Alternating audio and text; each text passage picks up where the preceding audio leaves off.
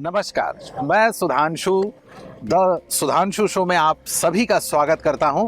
और आज हमारे साथ हैं कुछ विशेष, कुछ हट करके एक ऐसे मेहमान, जी हाँ, जिन्होंने बनारस की संस्कृति को और बनारस की कला को जिया है, उसमें रचे बसे हैं। वो कोई और नहीं बल्कि विजेंद्र कुमार मिश्र। जी हाँ, दमदार बनारसी, आपका स्वागत है हमारे शो में। बहुत धन्यवाद। हर हर महादेव। महादेव महादेव। तो सर, पहला सवाल हम आपसे ये करते हैं जी, क्या होता है बनारसी होना? मैंने कभी दो चार पंक्तियां लिखी थी कि बनारसियों की दिनचर्या क्या है।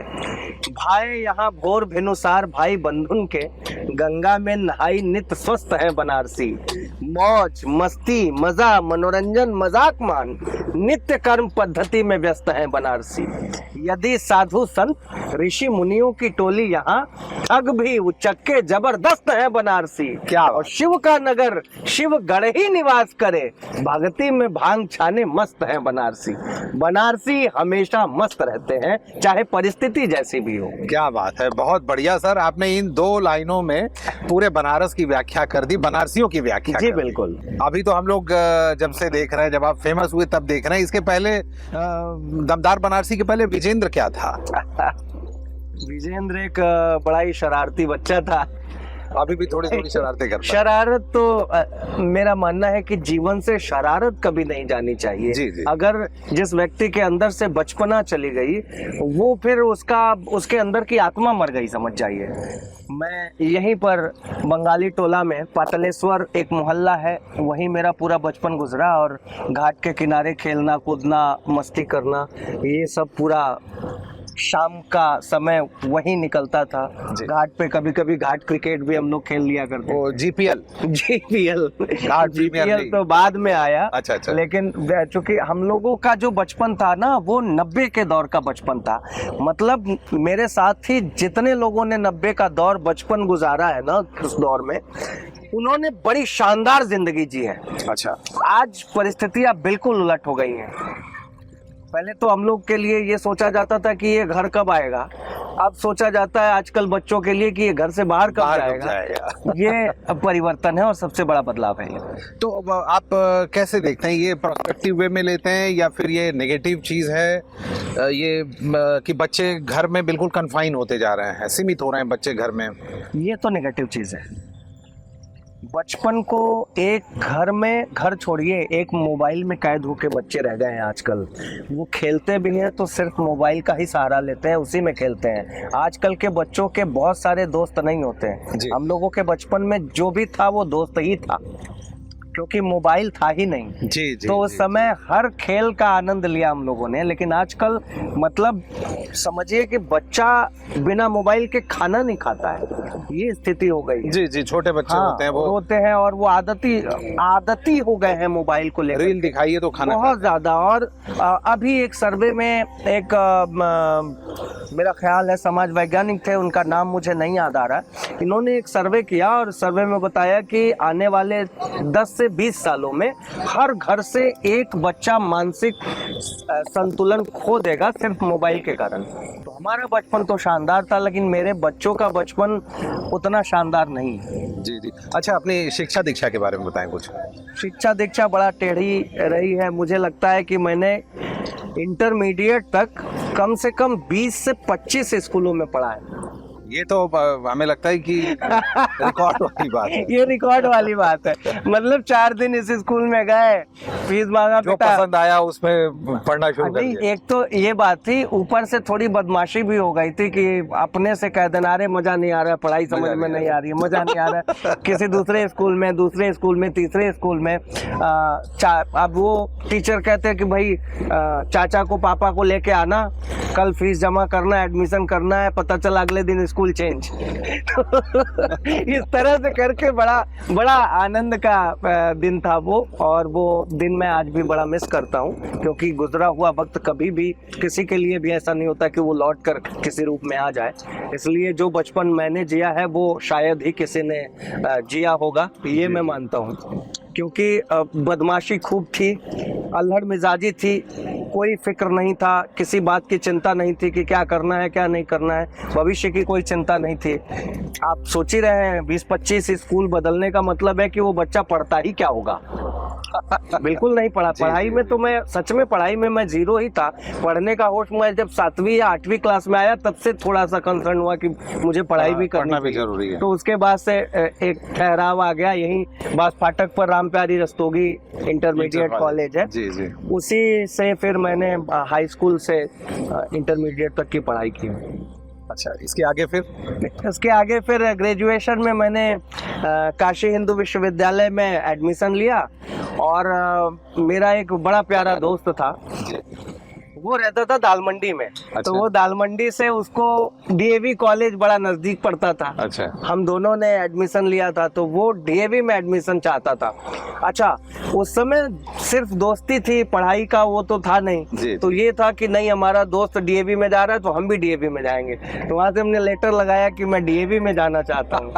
तो लोग तरसते हैं कि बीएचयू में बताइए।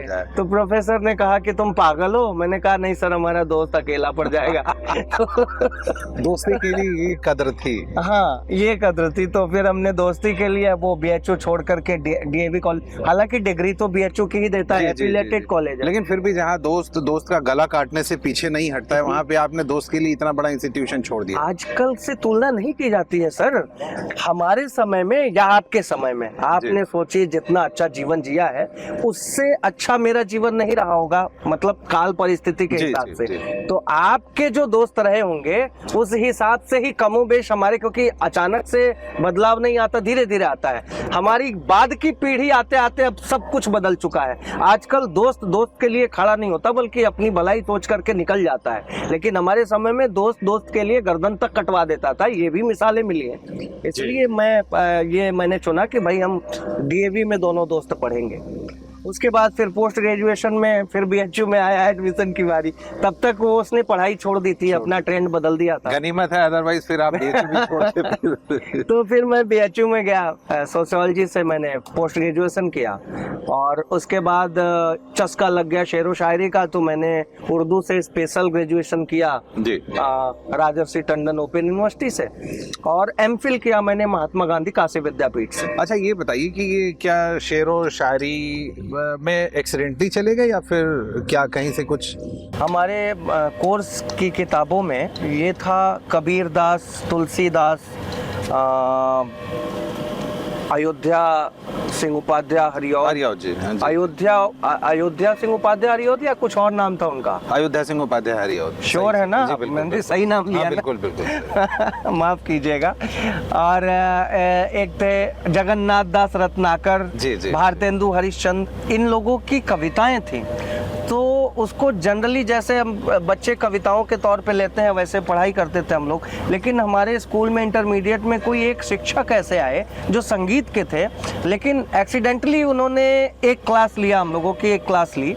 हिंदी का सेशन खाली था, पीरियड खाली था, उसमें वो हमारे क्लास में आ गए और उनका नाम मुझे अभी याद नहीं है, मैं भूल चुका हूँ पूरी तरह, क्योंकि वो एक ही बार क्लास में आए थे। अच्छा अच्छा। एक ही बार क्लास में आए थे वो, और उन्होंने जगन्नाथ दास रत्नाकर की कविताओं को, उनकी कवितावली छंद उन्होंने लिखे हैं, कवित्त लिखा है, मनहर कवित्त लिखा है कि उद्धव श्री कृष्ण का संदेश लेकर गोपियों तक पहुंचते हैं और क्या गोपियों का रिएक्शन होता है, उस पर ये सब कुछ वर्णन करके उद्धव शतक है।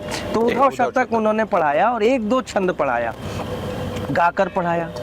यकीन मानिए, जब जैसे ही उन्होंने कविता को संगीत में ढाल करके पढ़ाया, वो दिमाग से होते हुए दिल में बैठ गया। फिर उसके बाद कुछ और अच्छा ही नहीं लगता था। उस किताब में जितनी भी कविताएं थी वो सब मुझे याद थी। यानी कि कहा जाए कि एक लम्हा भी आपकी जिंदगी को कभी भी कहीं भी टर्न अप कर सकता है। कहीं भी टर्न अप कर सकता है। किसी की बात आपके जीवन को बदल सकती है, अचानक बदल सकती है। वो घटना मुझे कविताओं के प्रति आकृष्ट करने लगी, कर दी पूरी तरह से। मैं कविताओं के प्रति आकर्षित हो गया, कविताओं को समझने लगा कि क्या है कविता। उसके बाद तो फिर कोशिश करने लगा उसी की धुन पे गुनगुना के कि कुछ टूटे फूटे शब्द जोड़ करके मैं भी लाइनें बनाऊं। क्योंकि जो बच्चा इंटरमीडिएट तक 25 स्कूल बदल चुका हो और एकाएक कोई छंद सुन करके एक दिन का टीचर जिन्होंने आपको पढ़ाया और वहाँ से आप कविता की ओर रुख मोड़ दिए और आप भारत के अच्छे अच्छे मंचों को साझा किया आपने। आप ऐसे कवि सम्मेलन में जा कर के वहाँ पे पूरा पंडाल संभालते हैं, पूरा संचालन का काम आप करते हैं, तो ये बहुत बड़ी बात है। अच्छा, ये मैं जानना चाहता हूँ, हमारे दर्शक भी जानना चाहते हैं कि आपका जो टीवी शो आता है वाह क्या बात है, उसमें कैसा एक्सपीरियंस है आपका? बहुत ही अच्छा। जब मैं ग्रेजुएशन में था, ग्रेजुएशन लास्ट ईयर में था, तो मैंने एक टेलीविज़न शो देखा, बहुत खूब। शैलेश लोढ़ा जी उसे होस्ट करते थे और सबके मन में आता है कि भाई मैं वहाँ जाऊँ, तो मेरे मन में भी था कि मैं वहाँ जाऊँ इस बार। तो अचानक से एक एपिसोड में उन्होंने कहा कि भाई आप लोग अपना वीडियो भेजिए, जो प्रतिभावान होंगे हम उन्हें बुलाएंगे। मैंने एक वीडियो बना के मोबाइल से रिकॉर्ड करके भेजा। मोबाइल भी मेरे पास नहीं था, दूसरे का मोबाइल था, दूसरे से मेल करवाया, उधार की जिंदगी। तो उन्हें वीडियो अच्छा लगा होगा, अच्छा लगा, पसंद आया, उन्होंने मुझे बुलाया और बहुत खूब के 200 स्पेशल एपिसोड में वो 3 नवोदितों को मौका देने वाले थे, उसमें से एक मैं भी था, उन्होंने मौका दिया और उसके बाद से आत्मविश्वास बहुत ज़्यादा बढ़ गया, बहुत ज़्यादा बढ़ गया। डीएवी कॉलेज में जितने भी प्रोफेसर रहे वो सब मुझे बहुत स्नेह करते थे।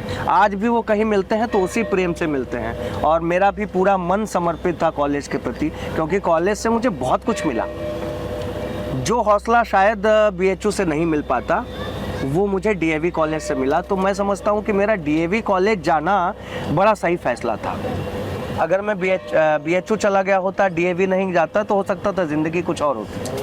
दोस्त के साथ जो आपने वो गलती से सही फैसला ले लिया, वही फैसला सही था। जी बिल्कुल। कभी कभी मतलब फ्रेंड्स राइट या रॉन्ग कुछ भी हो सकते हैं, बिल्कुल, अगर उनके साथ किए गए कभी कभी गलत फैसले भी अच्छे हो जाते हैं। ठीक बात है, एकदम सही। अच्छा, ये बताएं कि आपकी साहित्यिक यात्रा, जैसा कि आपकी कुछ किताबें भी आ चुकी हैं, कुछ अंडर पब्लिकेशन है जी, तो इसके बारे में कुछ बताएं।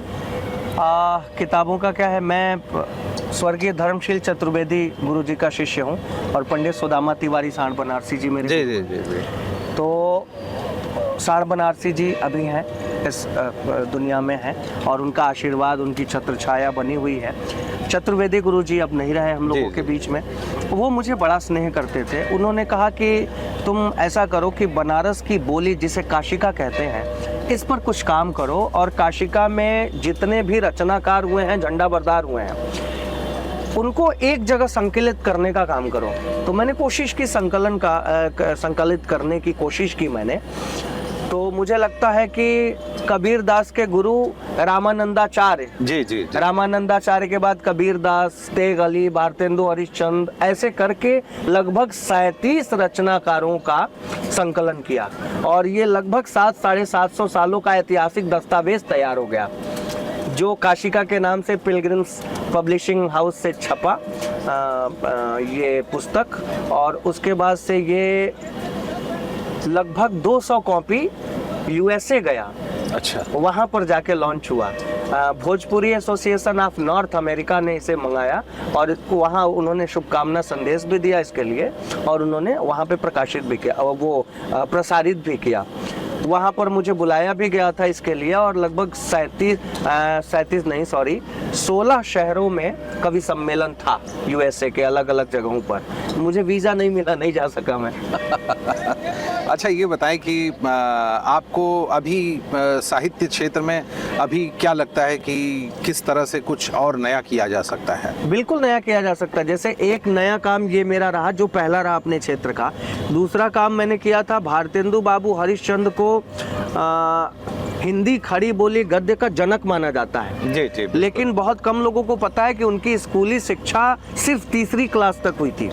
3री क्लास के बाद वो घर पे ही उनके मौलाना मौलवी आते रहे और वो पढ़ाते रहे। उर्दू से उन्होंने शुरुआत की थी, लेकिन एक वक्त के बाद वो उर्दू के घोर विरोधी हो गए और हिंदी का प्रसार करने लगे। तो हिंदी के खड़ी बोली गद्य के उन्नायक बन गए, सबसे शीर्ष पर चले गए। लेकिन जब गालिब ढलान पे थे तो भारतेंदु एकदम खड़ा हो गए थे। अगर वो उर्दू में रह जाते तो उर्दू में भारतेंदु से बड़ा नाम कोई नहीं होता। तो उनको उर्दू के जब खिलाफ हुए तो उर्दू वालों ने उनको सिरे से खारिज कर दिया। कहीं भी उनकी गज़लों का कुछ मिलता नहीं है। हिंदी की रचनाएं तो बहुत सारी मिल जाती हैं, प्रेम माधुरी से लेकर के प्रेम प्रपंच, प्रेम प्रलाप, बहुत कुछ लिखा उन्होंने प्रेम पर। प्रेम को जैसे जीना हो वो भारतेंदु को पढ़ ले एक बार, प्रेम समझ जाएगा कि प्रेम क्या है। इसके इतर उन्होंने नाटकों का बड़ा नाटकों का सृजन किया, है ना, मंचन भी किया उस समय।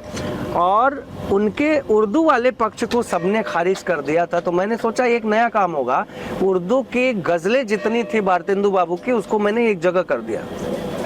और रसा उनका उपनाम था जब वो गजलें करते थे, तो रसा उपनाम से उनकी गजलों का एक संकलन निकाला, वो भी पिलग्रिम से प्रकाशित हुई है। अच्छा प्रसार हुआ उसका। अभी मैं बनारस क्या है इस पर मैं एक किताब लिख रहा हूँ, चिकुल झिंगा। चिकुल झिंगा एक ऐसा शब्द है जिसको तलाशने में किताब खत्म हो जाती है पूरी।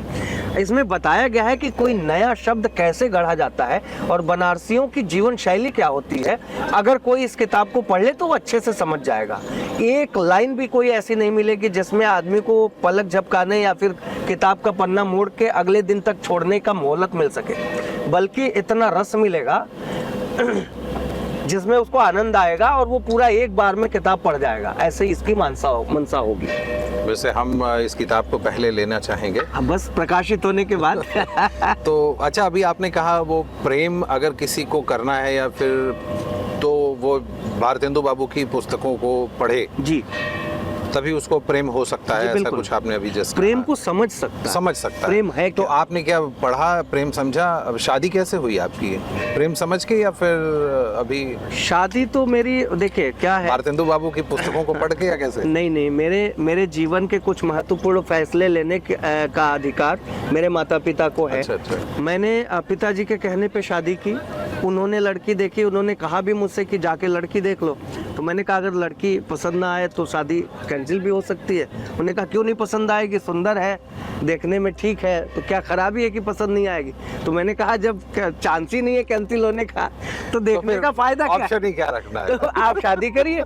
तो शादी हुई और लड़की बहुत अच्छी है, संस्कारी भी है, सब कुछ है। शायद मैं अपने से ढूंढता तो ऐसी लड़की नहीं मिलती। तो माँ बाप औलाद के लिए जो भी करते हैं वो अच्छा ही करते हैं। मैंने शादी की पिताजी के देखने पर, उनके कहने पर। मेरा लड़का शादी भी करेगा कि नहीं, इसमें भी क्वेश्चन मार्क है, प्रश्न चिन्ह है। क्योंकि जैसे शादी नाम की संस्था धीरे धीरे खत्म हो रही है, लिविंग का क्रेज बढ़ रहा है, या आजकल मेरे भी संबंध में बहुत लोग हैं जो शादी नहीं किए हैं, नहीं कर रहे हैं, एकाकी जीवन हो रहा है। उस आधार पर तो ये कहा जा सकता है कि हम आखिरी पीढ़ी के लोग हैं। हमारे बाद की पीढ़ी शादी को किस रूप में लेगी कोई नहीं जानता है। ये बताएं आप विजयन जी कि जो लोग साहित्य के क्षेत्र में काम करना चाहते हैं, जो न्यू कॉमर्स हैं, उनको आप क्या संदेश देना चाहेंगे? बहुत अच्छा क्षेत्र है, कोई भी क्षेत्र बुरा नहीं होता है।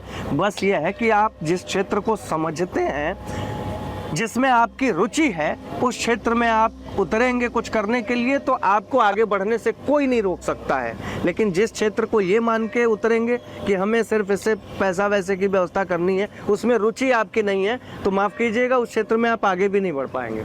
अगर रुचि है, अगर आप चाहते हैं कि कविताओं की दुनिया में आना, कविताओं को रचना या कवि सम्मेलनी दुनिया में आना, देखिए मंचीय कविता अलग है, किताबी कविता अलग है। मंचीय कविता पूर्णतः व्यावसायिक है।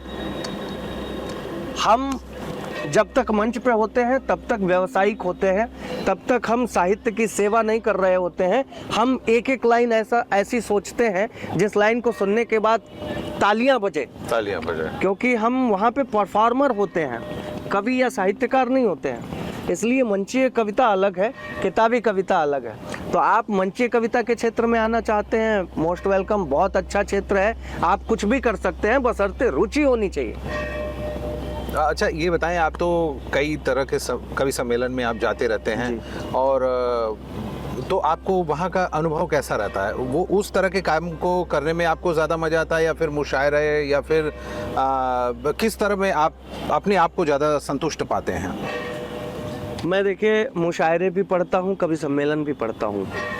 मैं दोनों धाराओं को साथ लेकर चलने की मानसिकता में विश्वास रखता हूँ।